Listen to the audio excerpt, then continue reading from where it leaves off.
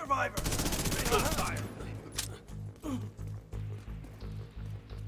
Will you?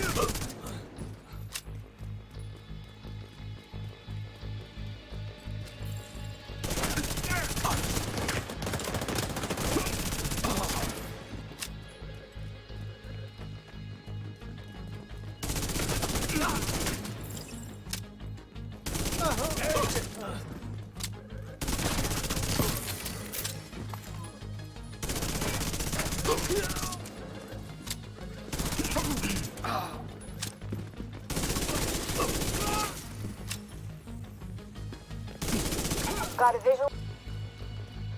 There, movement. Yeah. You're going to. Fuck the division! Mobilize! Come here. Come on.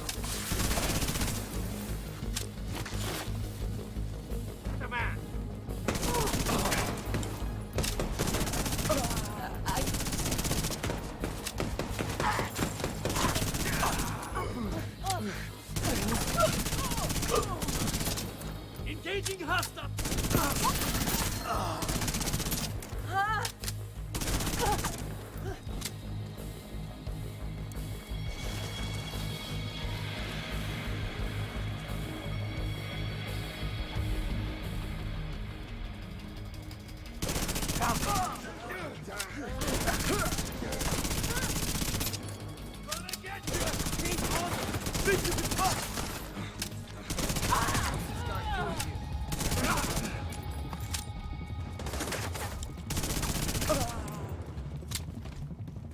Enemies too close. My armor's taking a bad hit.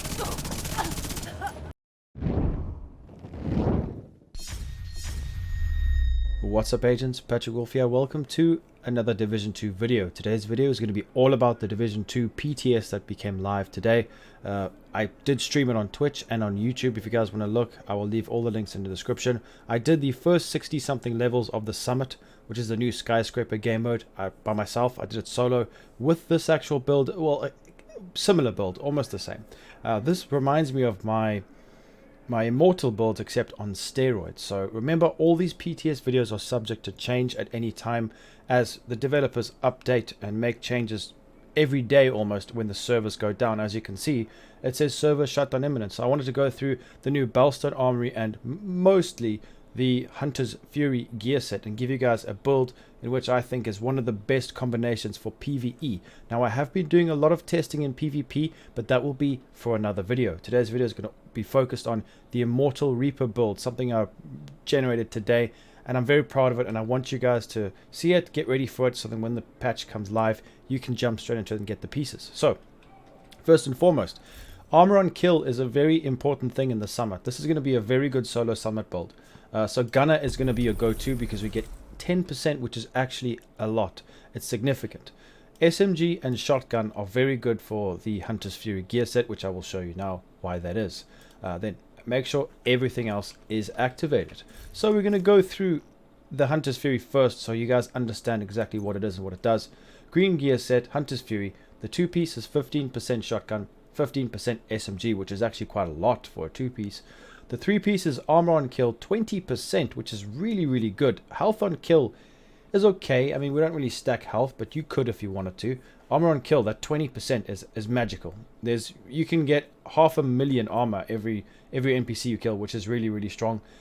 I did try this with the Pestilence. No, it doesn't work. This Apex Predator does not work with the Pestilence, just to give you guys that information now, and it's quite sad because it would have been broken strong if it did.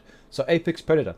Enemies within 15 meters receive a debuff, increasing your weapon damage against them by 20%. So, this is what happens.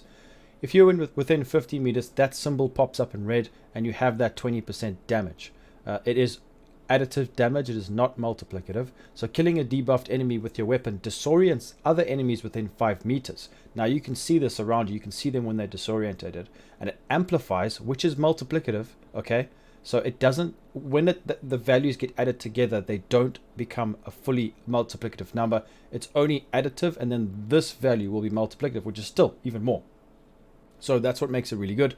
But it's only normally for headshots, if I'm honest. So So, debuff enemy with your weapon, destroys the other enemies within 5 meters, and amplifies weapon damage by 5% for 10 seconds, stacking up to 5 times. So that's 25% damage, and that's on top of your 20% damage.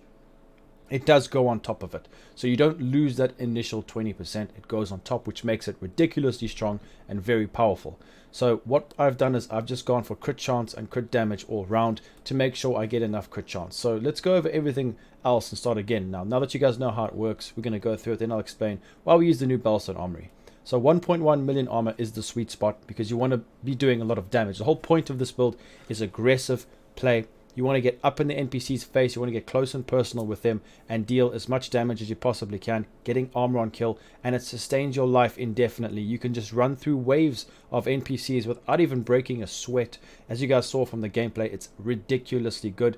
Now, in the gameplay, I actually alternated, no, to be honest, I tried in the beginning 1.7 million armor and I could still do enough damage, but I brought it down and then eventually I decided on 1.1. You need a lot of damage, otherwise because especially if you want to use Lady Death, you don't want to have to 2 or 3 clip NPCs. 1 to 2 clips is perfect. That's why I chose 1.1 million armor, so we need as much damage as we can.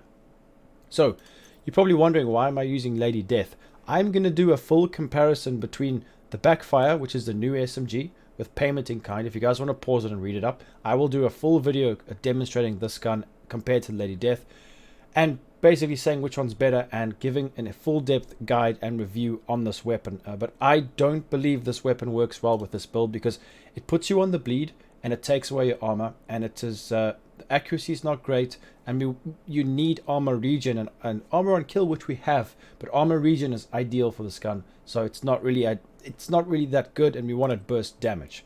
Later on I will demonstrate exactly why I've chosen, why the Lady Death is better in certain situations, but I'll keep that for another video. I wanted to use this because it gives me a lot of movement speed, especially running through the Summit game mode. Breathe free, so we're getting 75% amplified damage, which stacks really well with the Hunter's Fury gear set already. We don't have any debuffs to us, and we get a lot of burst damage, and you can 1 to 2 clip almost all NPCs in the game. So it was just it was worth it, and it was the best option for me. Backfire just didn't feel as good. So it's a good gun, but I'll explain later on. Like I said, I don't want to go on about it all day, but why it's actually good in only certain situations. This is something to take into account, guys. Shotguns are really strong right now because of Hunter's Fury. You can stack a lot of damage, and this one is really good because you get 5% armor on kill for this new variant, and this is a new shotgun, but this is the named variant called the Mop. So we get a special attribute, 5% armor on kill, close and personal rolls with it, which gives us more weapon damage as well, which is nice. To be honest, preservation could be very good here. 5% armor on kill, which is a good value just for a weapon. That's pretty good. I usually use this if I really need some extra armor, so it's great. I also put the new card pistol. This gives us a skill tier. I'll go through all of these weapons individually, so I don't want to go too much into it, but we get a free skill tier when you're just holding this pistol. It's really nice. So we're going to go through the gear set now. To be honest, guys, the mask, holster, gloves, and knee pads are all going to be rolled with crit chance and crit damage, all reds. So keep that in mind, and we want to make sure our stats are at 60% crit chance, which we are at, then roll crit damage. Now it's important to note that we can now mod everything we want over here. So we can put blues, reds, yellows. I've gone for crit chance. Armor on kill is something you could potentially go for, or ensnare resistance, because some of the NPCs riot foam you and it's quite annoying. So now that we know that we've got the 4-piece Hunter's Fury to get that Apex Predator, very important.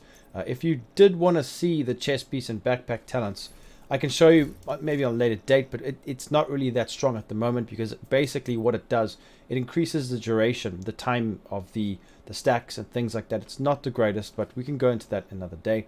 So the 2-piece now, this is where it gets interesting. You're probably wondering why I'm not using Adrenaline Rush, but I'll show you why Bloodsucker is so much better than Adrenaline Rush this patch. Well, in the PTS currently.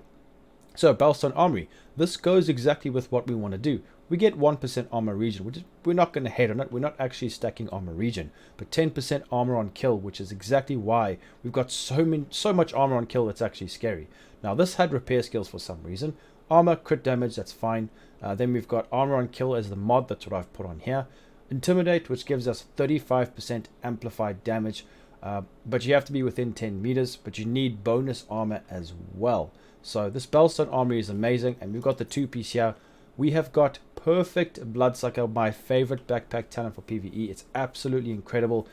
So this is how it's going to work. So it is a Bellstone Armory, which gives us that 10% armor on kill. Beautiful gear set. I really do. This brand set's great.